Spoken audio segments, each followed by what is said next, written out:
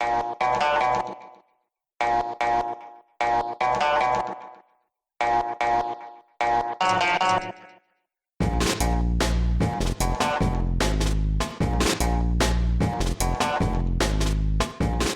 and welcome to the Lebanese Politics Podcast. My name is Nizar Hassan. I'm joined as usual by Benjamin Red. How are you, Ben? Oh, it's been an exciting week. This is going to be a great episode. Great to hear. So something very big happened this week. Lebanon announced a sovereign default. And we have an amazing guest with us, Marwan Mikhael, economic expert, former head of research for Blominvest, and advisor to several ministers in the current cabinet. But you're speaking on like your own personal terms in this episode. Welcome to the show, Marwan. It's great to have you. Thank you. I am happy to be here. I've got a tiny little anecdote, if I can squeeze this in here, just to let the audience know who Marwan Mikhael is. So a few years back, I go to this conference. I think it was on like financialization of real estate or something. And I pop in like at the end of this one panel. There's this guy named Marwan Mikhael up there. He's, talking. He seems smart or whatever. His panel finishes, but he sticks around for the next panel, just like goes to the audience. And in the next panel, they had this like high-ranking official from BDL or something, but it became clear throughout the panel that the guy from BDL didn't really know what he was talking about. And there was Marwan jumping in sort of to save this guy and like rattling off like circular numbers and like exactly like the exact regulatory framework and stuff. And this is stuff that obviously he didn't prepare for because it wasn't his panel. And that was when I was like, who the fuck is this guy? I need to know this guy. This is who we're talking to today. And so I'm very, very happy that you're on the show. Definitely one of the top economic experts in the country. Welcome to the show. Thank you for the introduction. Okay, so very quickly, we've got like one thing that is not financial news that we got to talk about this week, and that's just the coronavirus update. Of course, last week we had an entire episode on the coronavirus. Things have progressed since then. As of yesterday, we're recording this on Sunday morning, so as of Saturday, the number of cases in Lebanon had jumped to 28. Still no deaths. There were 6 new cases on Friday, though, and 6 more on Saturday. This is the largest single-day increases yet. Things seem to be getting worse, is my point. That the health minister came out on Friday and said the containment phase is over, and a lot of countermeasures have been introduced, recommendations. The government is asking bars and nightclubs and theaters to close. They have extended the closure of courts and judicial proceedings and the closure of schools as well until basically the 13th to the 15th right now is when these closures end up with. But at the same time, last night I did sort of like a tour of Beirut. I went to Hamra and walked around, and then I went to Shamazi and Marwan Mikhael and walked around, and everything seems to be still open. There's fewer people out, but everything still seems to be open. Yeah, it's not like the whole country is gonna shut down because of these measures. I can't even imagine it unless we have probably thousands or hundreds of cases. The whole country is broken. People are in Marwan Mikhael from Thursday to Sunday spending lots of money anyway. So yeah. that's a different situation. We have a different kind of self-perceived immunity to various things. But it's important, to like stress how impactful this press conference by the health minister was on the public feeling, because everyone was like, okay, now it's officially time to panic. And because people were, more relaxed about it before. When they say containment phase is over, it means that we don't know where the virus is coming from anymore. That's basically what it means. So like earlier cases have been traced directly to like people from Iran or whatever. Yeah, exactly. And this time it's just like, we don't know where this came from. So it might be we have many other cases that we don't know about, and it might be just infecting new people as we go. So this is why it's a different situation now. So maybe you have to be more cautious than what we were recommending last week in our episode about the coronavirus.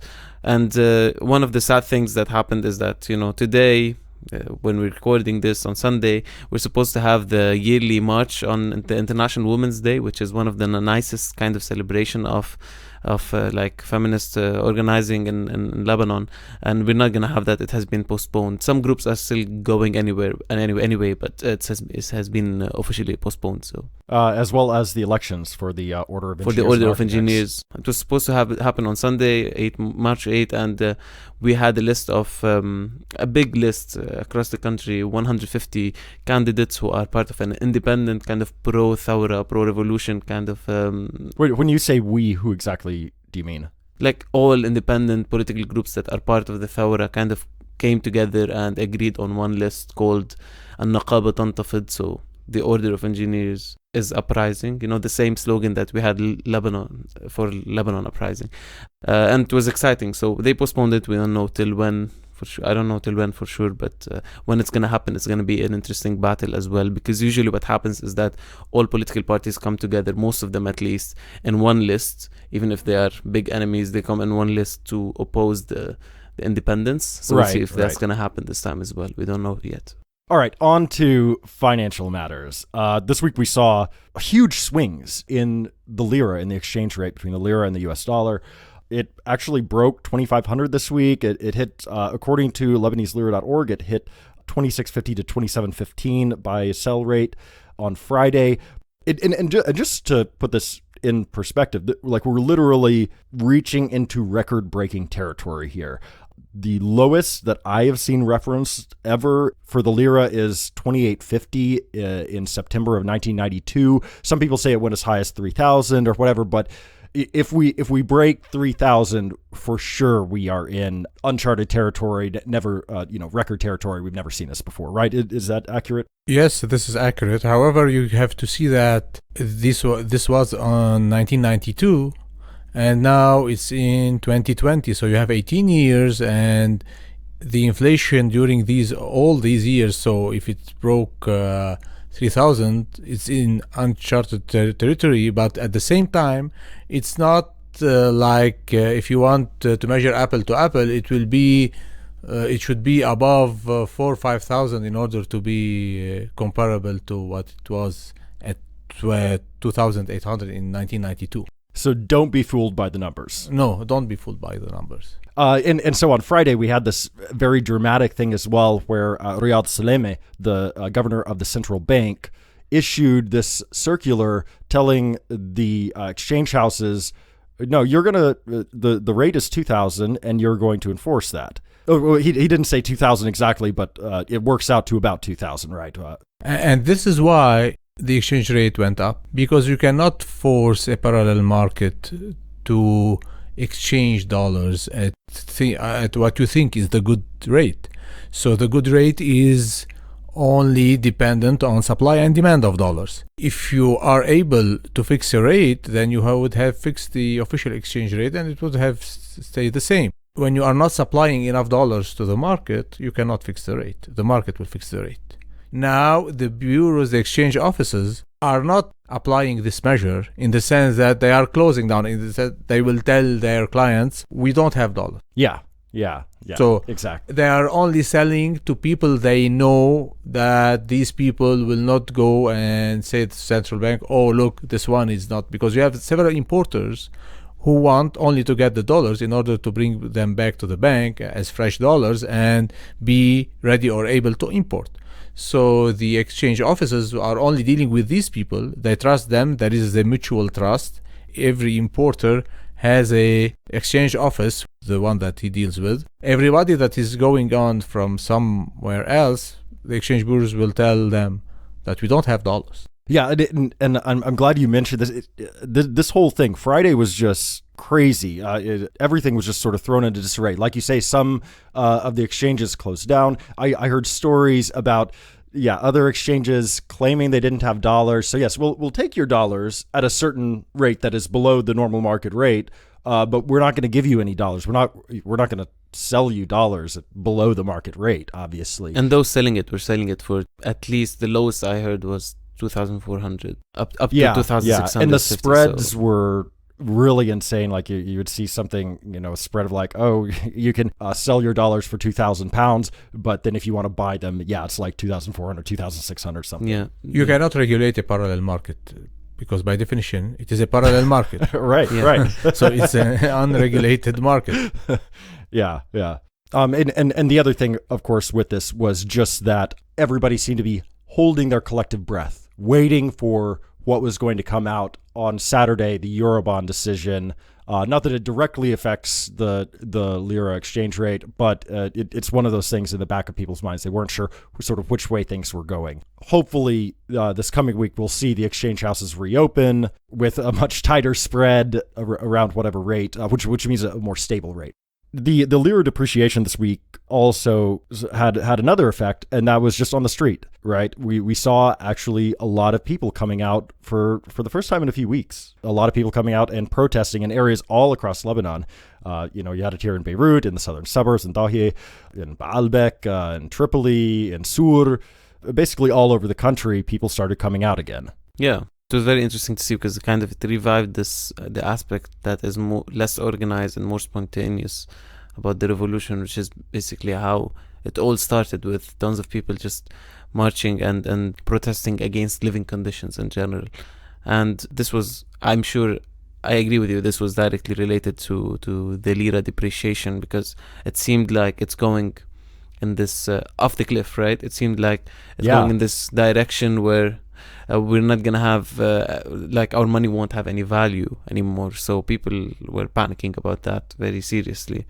But it's a great thing because we saw, as you said, these movements across the country and these protests happening in areas that have been quite calm for a while as well. So politically as well, it's very important to have. Yeah, and I don't want to oversell this. This wasn't like October 10th numbers or anything that, but it was something significant, an uptick for sure. Yeah. Also this week, we had a very, very interesting battle between the financial prosecutor and the banks.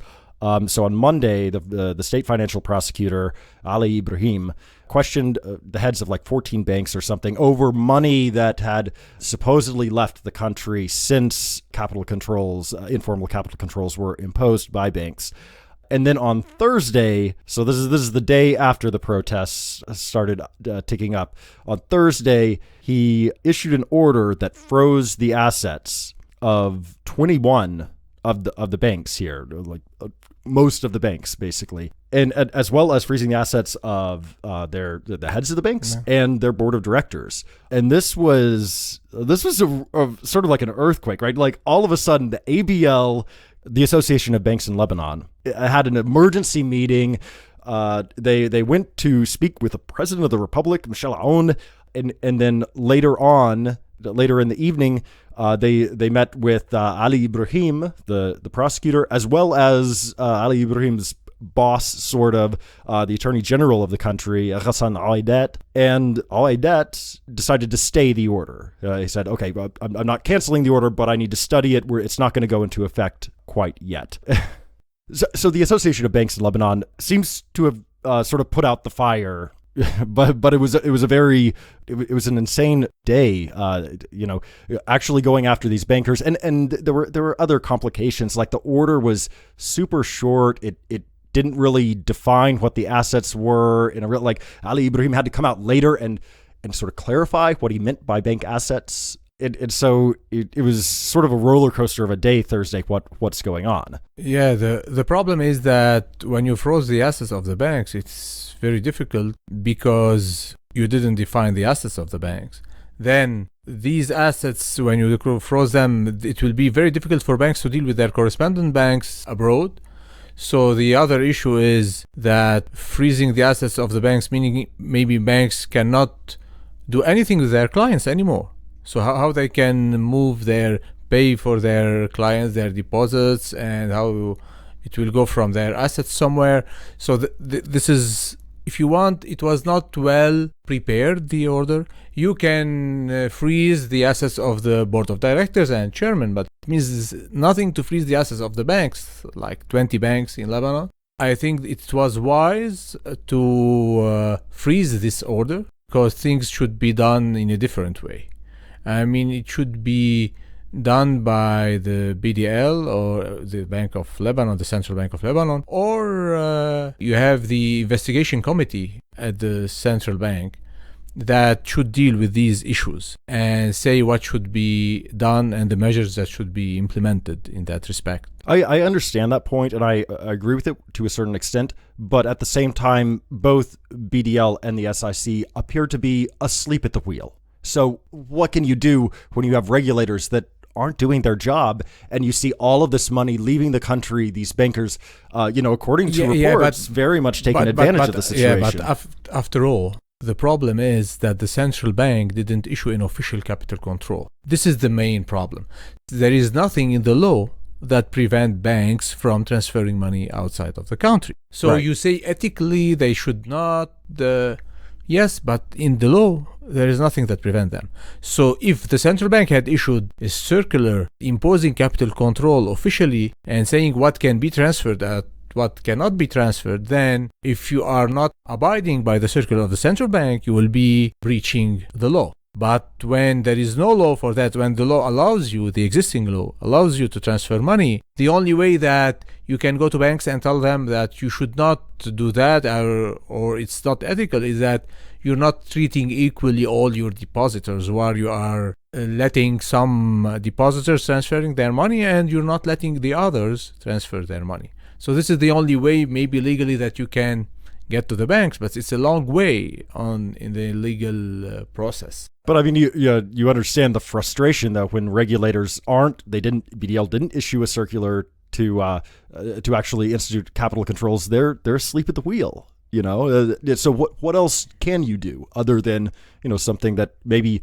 isn't a typical action, but you've got to introduce some sort of price for this. No, I agree, but this is why I'm telling you that maybe the government should issue the circular if the central bank is still insisting on not officializing or institutionalizing capital control. But these should be institutionalized. I mean, by no means you can let every bank do it on its own. Let all the banks abide by one law, one circular. So this is the normal thing that took place in all other countries. I mean, you cannot let it's a chaos now. Yeah. And it should not remain like that. But what was interesting to me during this day, because it was a big day, right? From the day before, actually, we started having this shake-up of things with Ali Ibrahim, the financial prosecutor, looking at the banks. The day that he announced his decision, or the decision was made public, we had this big kind of propaganda machine that was kind of turned on suddenly. All kind of politicians, experts, etc., coming on TV saying this is crazy, you can't do this. I think the most interesting one was kind of a big speech or a big monologue done by George Ghanem. I don't know if you saw that, Marwan, on the show of his brother Marcel Ghanem, Sar al-Waqt. George Ghanem is like a historian who kind of appears on his brother's show on TV. It's one of the biggest shows. And he went on this monologue where basically he's defending the banks in a way that I've never seen the banks actually defending themselves in this way. Just like like giving making this case that everything that people are feeling in terms of how the banks are part of the problem, how they should be responsible for handling some of the cost of the solutions, how they were wrong about this and that, and how the economic model was basically to serve them. He was trying to fight against all of this with very, very kind of pro-banks propaganda. And I was happy because for us to reach this point where there's like the biggest show basically in the country is dedicating 15 minutes for someone to just make the case for the banks is extremely different from what we've been used to for the last 3 decades. The fact that they felt that they needed to do that. Or somebody felt that he needed to do that. Right. Because before, the banks were always talked about in the media as like the backbone of the economy, the saviors of the Lebanese economy, because they're taken for granted. Yeah, because they're making profits while the rest of the country is doing bad. So it must be great that they're being able to hold the state and the economy. Right. Success means you did something right. Yeah. So it's just an interesting development to see like how there's an actual war of ideas now, and how ideology has how economics have kind of penetrated into politics, which it should have done for a long time. Yeah. And noting politics, I'm just going to note this and leave it there just for our listeners' information. Ali Ibrahim is seen to be close to Nabi Berri, the head of the Amal movement, Speaker of Parliament, whereas Hassan Ouaidat is seen to be close to the Future movement. I'll just leave that there, let you make any sort of conclusions you want to from that. I'm not going to say anything on it. All right, so on to the main show. So this entire week, everybody was talking about what was the decision going to be on the Eurobonds. Are we going to repay the $1.2 billion due to creditors on Monday, the 9th of March? At 6:30 last night, Saturday evening, we got our answer. Hassan Diab addressed the nation, and he said, we're out. We're not going to pay it, or rather, we are going to suspend payment. Not that we won't pay it or pay a portion of it eventually, but we are going to suspend payment, and we're going to enter into dialogue with and negotiations with the people who own those Eurobonds right now, which includes local people as well as international funds and investors. So obviously the big news was the announcement of the default For the first time in Lebanese history. Definitely. And the restructuring of the debt, this is the big news. But also the kind of the framing of it was interesting because, first of all, it was a... Let's talk about the kind of the form before the content, how it looked, the aesthetics. This was a very meticulously written speech that is extremely populist in its approach and just exactly what people needed to hear without anything that kind of might provoke people. It was like... I appreciate the person who wrote the speech. I don't know if it's Diab or someone else, but this is someone who really knew what to say, because there was this, first of all, okay, there was an interesting and a bit of a weird part in the beginning where he's like, we have an independence battle now, a battle for to achieve liberation from an enemy who's stealing the Lebanese people's present and future. And, you know, it sounded quite dramatic. Yeah, but it's also like true. It's not really an exaggeration. It is, but it's very, very weird to hear anyone in the Lebanese ruling class speaking of this rhetoric because, you know, who is this enemy? I don't know. Is it Bankaudi or Ashmur? Like, it's not really clear who this enemy is, but it's the debt. It's the debt. Okay, that's a very weird enemy. Wait, did you write the speech? No, I don't have anything to do with the speech. Anyway, but it was good because I think we both agree he was kind of more honest about the state of the economy and what has been going wrong than any kind of other prime minister that... Yeah, and usually we're used to hearing happy talk, you know, the lira is fine, you know, and finally we have literally the head of government coming out and saying everything is not fine. Yeah, all our economic and monetary policies were shit, we're going to change them. Like, this is interesting because he kind of also gave like a diagnosis or a chronology of how things happened or why we reached the point where we are today. So in this very eloquent speech, well-crafted speech, he announced that, you know, no payment on the 9th March Eurobond, and apparently this decision was made unanimously within the cabinet, correct? Yes, everybody voted for it, and it's normal because we cannot pay the March 9 Eurobonds because we don't have the money. In fact, we have the money per se, but you have priorities that you have to abide by. These priorities, which is you have to import wheat, fuel, medicines. So this is why, I mean, it's not proper to pay creditors not being able to import the necessities for your people. So it was for me a normal decision, and I was advocating for it 2 months ago that we should not pay the Eurobonds, and as soon as possible we should declare that or send a letter to the creditors that we don't want to pay. Now, it came a little bit late, but it's still better. Late is better than not to show. Right. Okay. Right.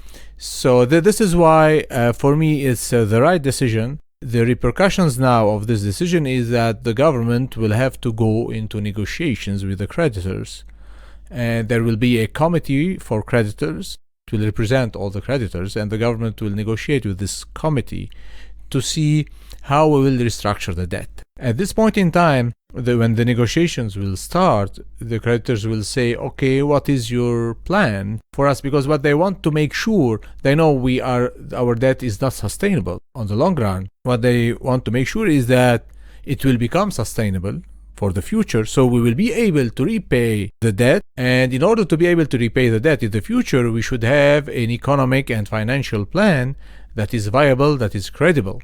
So this is the most important thing. This is what the government is working on in order to show to the creditors that we are serious, we will do some reforms. we will put the debt on a sustainable path, and in the future we will be able to pay you back your money. Because if you go now and do a haircut of 40, 50, 60% on your Eurobonds, then creditors want to be sure that what is left for them, the 50%, for example, that they will still own, they will be able to get paid for these 50% in the future, not to come also in 2, 3, 4 years time and say, okay, again, I cannot pay, we should do the same negotiations again and again. You want to do it right the first time, get it done, and not go through this again in 5 years. And this is what the creditors want. They want to see something credible. And here it's very difficult to see how the government will do it without an IMF program. Because we have a financing gap in the coming 4 or 5 years of $25 to $30 billion that we should come up with. What we need as foreign financing, because you have a difference between our imports and our exports every year. When you say foreign financing, you mean just dollars? Dollars. Right. We need dollars around $25 to $30 billion. For the next 4 or 5 years. Okay. So who will be able to give us this amount? And who's willing to give us that amount? Amount. Yeah, this is the most important. And all donors are not ready to put any penny without an IMF program. Because actually we lost our credibility in the previous years, in the sense Paris 1, Paris 2, Paris 3, we said that we will do a lot of reforms, even said, and we promised a lot, and we didn't deliver on anything. Yeah. And this is why now they said, okay, you want the money, you have to go to the IMF and do an IMF program for 3-4 years. Now the IMF will put some money. We will put, as donors, we will put some money. The World Bank will put another. So, and you restore credibility. And once you restore credibility, you can relax the capital control, and money will start. Foreign direct investment will start also to come, and things will move on in the right direction again. But I don't see how. I mean, I'm not that with the IMF intervention, because you have a lot of people who said, no, we don't want an IMF intervention in the country and all of this talk. For me, we don't have any other alternative. It's not that I like the IMF. If somebody has a different alternative to bring these dollars from abroad, I mean, I'm happy to take it.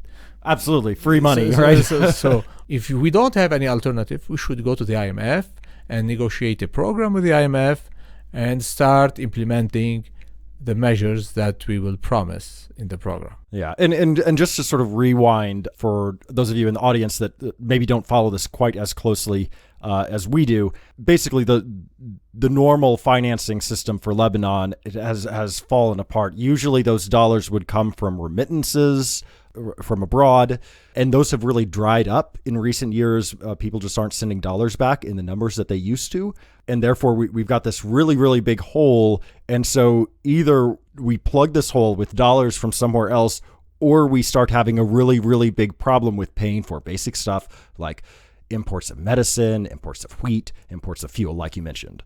Yeah. It's really something that, and for me to mention that an IMF program, what is it? It is that the IMF will negotiate an economic and financial program with the country. Now that dollars inflow have dried up, we need, if you want, artificial injection of dollars. And this will come from donors, if you want, in the first few years, in order to restore confidence. And then private sector remittances and other inflows will start to flow again in the country. Right. And we should know that our economic system that used to be during the past 30 years is dead.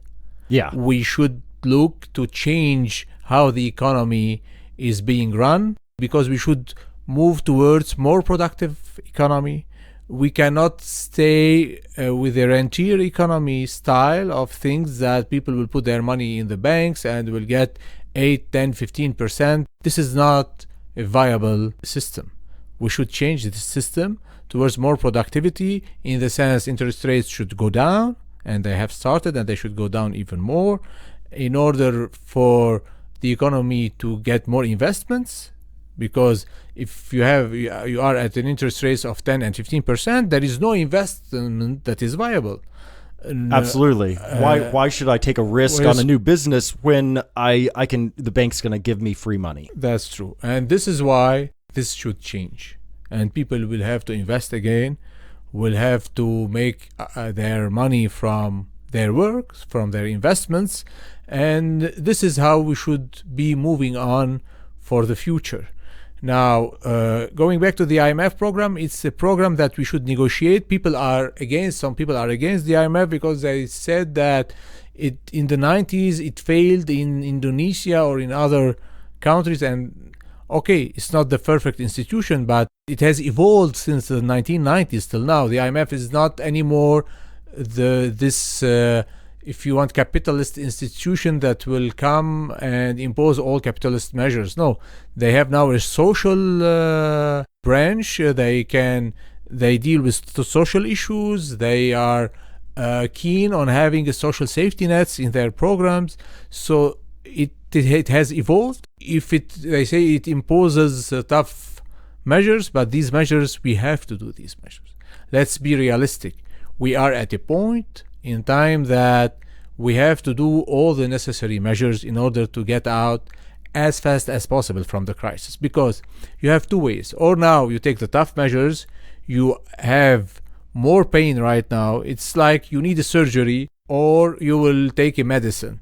You will take a medicine, it will lessen your feelings of pain, but it will not heal you. But if you do the surgery, you have the pain after the surgery directly. Maybe you have some real pain, but then you're getting back to normal. And this is what we should do. We should have maybe some pain during the coming year, but then we go out of this crisis more quickly than before. And this is the important thing for me. Yeah. Diab, in his speech, he didn't actually mention the International Monetary Fund or anything like that, but he did introduce sort of like this three-pronged strategy that the government's going to be going after. And defaulting is just part of that, right? So the first prong that he said was to get public finances right, put it on a sustainable path. And that includes the default, but it also includes sort of unspecified fiscal measures. You have measures that should be taken to reduce the expenditure of the government. You have to take out all expenditures that are unnecessary, or funds that used to be, and you have the corruption that used to be in these funds and all of the public administration. You have to make it right. On the revenue side, you have to try also to fight here corruption in the government, to improve the compliance of people with taxes, paying their taxes. You have to do lots of things in that direction, and maybe you will have to increase some taxes, even if these taxes are not popular decisions. So you have to take unpopular decisions.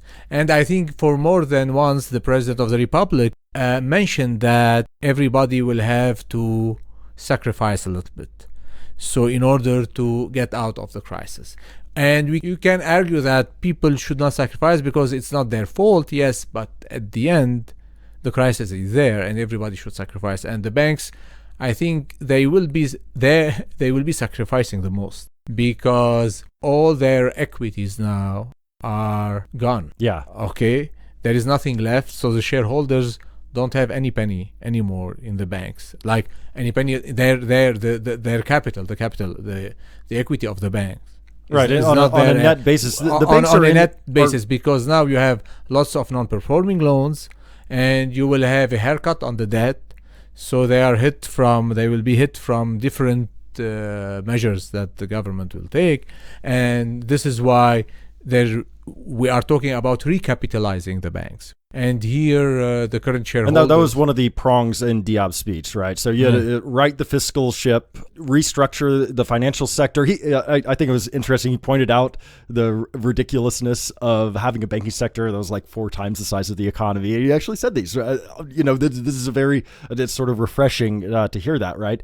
And then he also said, and then introduce reforms, sort of structural reforms, battle corruption, yes, that would make... sort of like set the environment for economic growth to flourish, so that once we, plug the hole that we're talking about with the dollars from some source, during that time, we're setting the stage so that Lebanon can really start being productive and not need, dollars from the IMF or anybody else.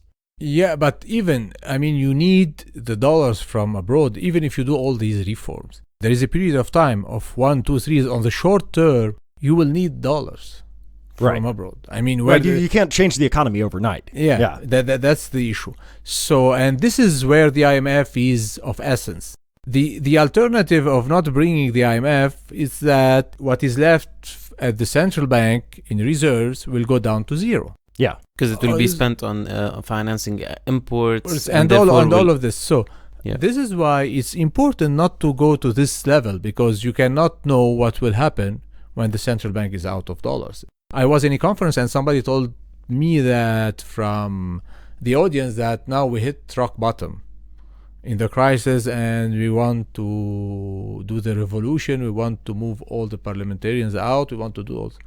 I told him, look, you're way above rock bottom. You didn't see the rock bottom yet. The crisis is in its beginnings. If you want to see the rock bottom or how it will look like, watch Venezuela. You can see how things will evolve if we don't do things in the right way. So this is why I am with bringing the IMF to just really also oblige the government to do the necessary reforms first. Second, it will be important that the government do the structural reforms. And in the statement of the government, its declaration, it mentioned, and there are two very important points, that here if the population or if the people wants to do something, is to pressure in order to do or to implement these measures, which are the independence of the judiciary. And this is, the Prime Minister said that it is on its way to be done, to be achieved, and this is a very good thing. The second one is to lift banking secrecy on all public sector employees. And this is very important because here you can start to see who has stolen the money in the public sector. Why not on everyone? Yeah. No, you can do it on everyone, but if you want to leave the banking secrecy on the normal people, you can. Now, the most important is to lift it on the public sector employees in order to reduce corruption. Yeah, but if they channel... This is the most important. But you have to target not only the officials themselves, but people around them as well, and, family and advisors, etc. So it would be, there's a good case. No. When I'm talking about public officials, it's more on of course, the ministers are liable, but for me, it's on the lower side, because this is where the corruption starts also. I mean, you have all the people dealing in the port of Beirut, customs, they are talking about them, the judges, and getting lots of gifts. And you have people doing with all what is related with land registries and all of that. So these are the main 3 points, and the income tax controllers. So this is where most of the corruption is in the government. And here, in addition to contractors and things of that, but here for the contractors, you have the new procurement law. If it is voted, and it will reduce corruption a lot in this contracting businesses. I want to push back a bit on what you were saying, especially in terms of the idea that we have one way to do things, more or less. I mean, it's really not a science, right? There's no either historical evidence or anything outside of specific economic models that says, there's one way to deal with a crisis like the one we're dealing with today.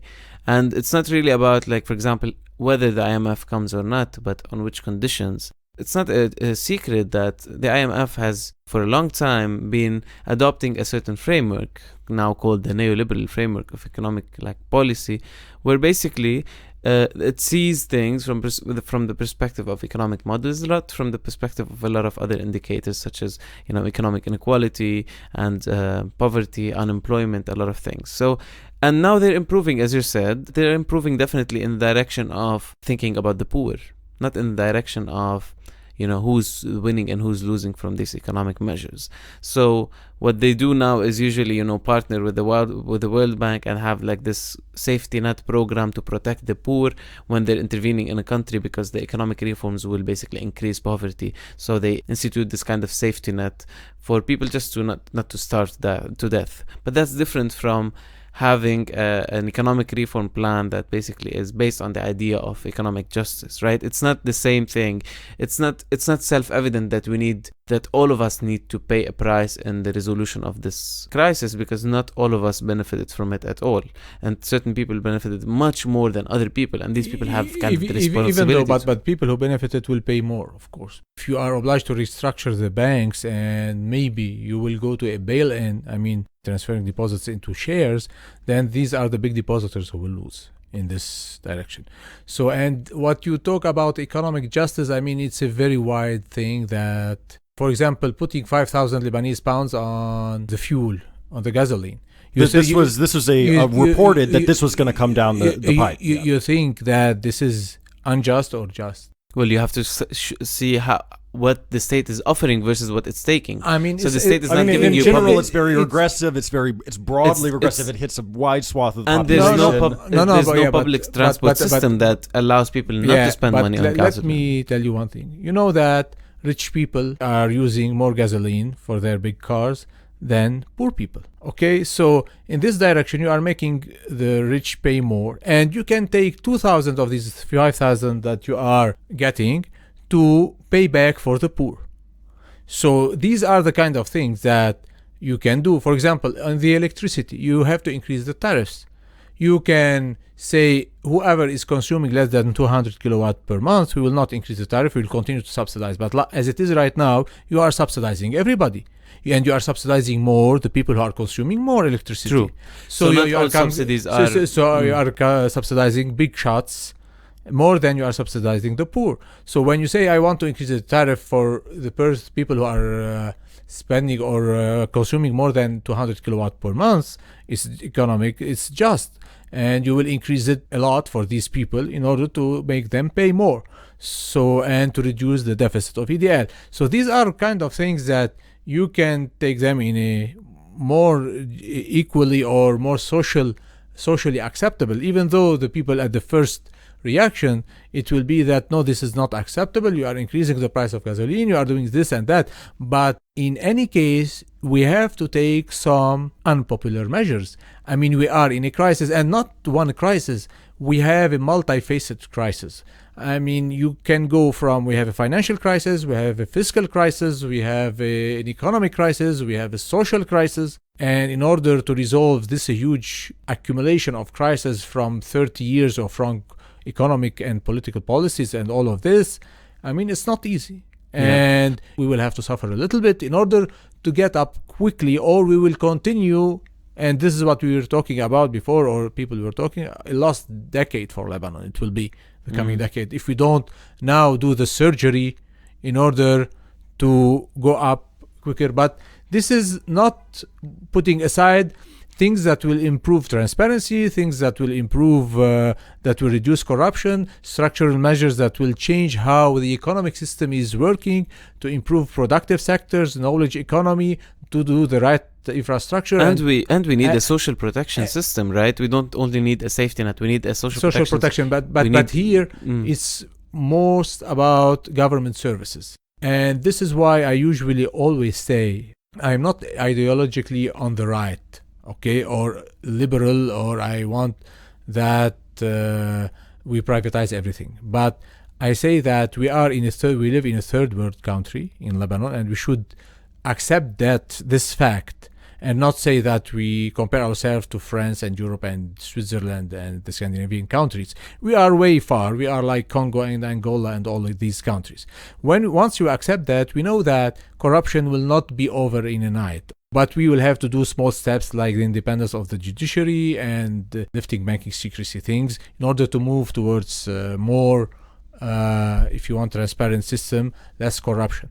And government services, government is a bad manager. We have to accept that in all third world countries. Government is a bad manager. And this is why I'm for a PPP start of things. To start the PPP, public-private partnerships, but let the private sector manage your services, because he is a better manager than the public sector. I think that we're too short on time to get into a full-fledged debate on the pros and cons of privatization and PPPs and stuff like that. That is a big topic. But can I go back very, very quickly and ask you a political, not economic question about, you mentioned the proposed 5,000 lira increase in taxes on fuel. There was also a report about potentially what could be coming down the line, an increase in the value-added tax from 11 to 15% or maybe even higher. Do you think the Diab government can survive something like this, the backlash that it would cause? For me, it's not a matter of that the government. I don't know if the government will apply these. By the way, so these are my own. I'm just discussing these to say maybe they will get some bad reactions from the people, but in essence they won't be bad as measures. Now, politically, I don't know if it will survive or not. I mean, but the government, for me, should do what is right for the country, regardless of whether they end up out of office or not. Because you have politically driven reactions, because you have people in the opposition, politicians in the opposition, that will also drive their people in the streets against the government if the government apply non-popular or unpopular measures. And this is a thing to take into account. But for me, people who really want things to improve in the country, they should accept some of the measures. Otherwise, getting this government out of office, for example, I mean, what is the alternative right now? Staying another 6 or 10 months without a government? For me, we have to really see things in a realistic way. It's good to look at the utopia, but this is why I emphasize that we are a third world country and we should know how to study our steps forward as people. What reaction is good for the country and what reaction is bad will destroy everything in the country, what is left in the country. So this is very important for the population to take into account for any reaction that they will undertake. But if these measures are part of a complete and comprehensive plan by the government to boost growth from one side, improve transparency, reduce corruption, and do some really unpopular measures, I mean, the people should take it as a big picture because the future will be better. But I think we can both agree. I mean, I have a different perspective on this, obviously. But I think we can both agree that you can never trust politicians, especially in Lebanon or anywhere in the world, to be thinking of the interest of everyone. So people have a responsibility to always be like, you can't do this, you can do that, but don't steal more of my privileges or of my rights. You can't just, impose austerity on things that are important to me, etc. Like, people have the right to resist certain policies and also the responsibility to do that, as much as they have the responsibility to think about the comprehensive picture or the big picture, as you're saying. They also have the responsibility, and if they don't do it, no one else will do it. No one else will be like defending the interests of the people in government, as we've seen over the years. But who said that this is the interest of the people? I mean, people in general, now we are going into a philosophical thing, but people in general, do you think they know really their interest? I mean, if they really know their interest, maybe they wouldn't wait till now to do anything. People were electing all these political parties to the parliament. So for me, the actual government is one of the best stated, if you want, with the figures in it that there is no corruption, people not involved in corruption. These are good people and really they have the competencies to do things, but things will not be, I mean, they have to take non-popular measures. Especially now that the economy is in a recession, you have government, and if the government wants to leave the exchange rate floating, for example, the official one, the gasoline price will increase by more than 70%. Yeah. Okay, so the government is now effectively subsidizing the price of gasoline. So the government is doing things to really keep things under control, but at some point of time, you have to do things the right way. We've said a lot about sort of like the big picture and, the IMF and, reforms and stuff like that.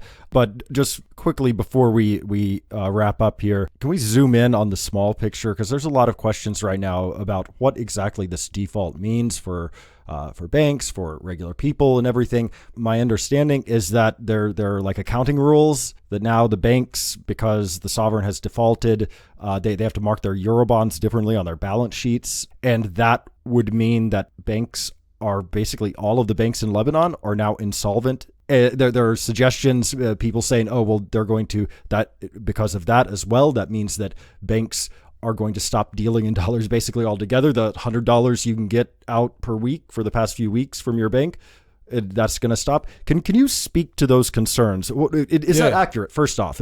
Not all the banks will become insolvent because not all of the banks hold Eurobond. Okay. It depends each bank how much does it hold as in Eurobonds. And now they have sold a lot of them. So already they have taken the losses because they when you sell it at now the prices of nowadays 25 and 30 cents, you are losing a lot as a bank, and you have to account for these losses to take provisions. So these are already in their account. The losses are already accounted for. Okay. What is left? Yes, they have to mark to market, and yes, there you have several banks that will become insolvent. And for me, already they are insolvent because they have high non-performing loans. This is why we need to restructure the banking sector, along with restructuring the debt. And restructure the banking sector, not only banks, but we should restructure also the BDL. Because also BDL has accumulated lots of losses in the financial engineering schemes that the central bank has done since 2016. So the restructuring will have to be done all over. I mean, or the whole banking system now, the debt, and for me, restructuring the whole economic way the Lebanon has been running its economy over the past 30 years. And it's now the occasion to do all the necessary reforms, because we have to do them, and let's do them the earliest the better, in order that our when we go out of the crisis, we go out in an exponential way.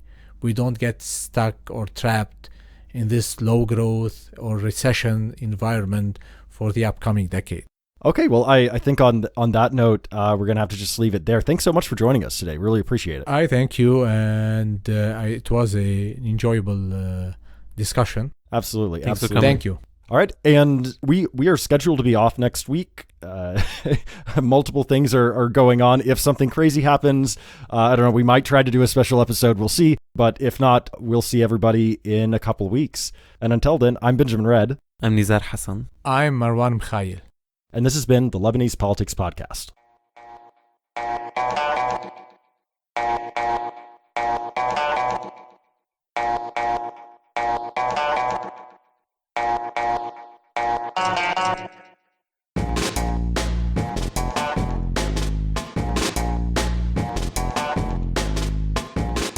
The Lebanese Politics Podcast is brought to you by myself, Nizar Hassan, Benjamin Red, produced behind the scenes by Susan Wilson, and the music is by Omar El Fil.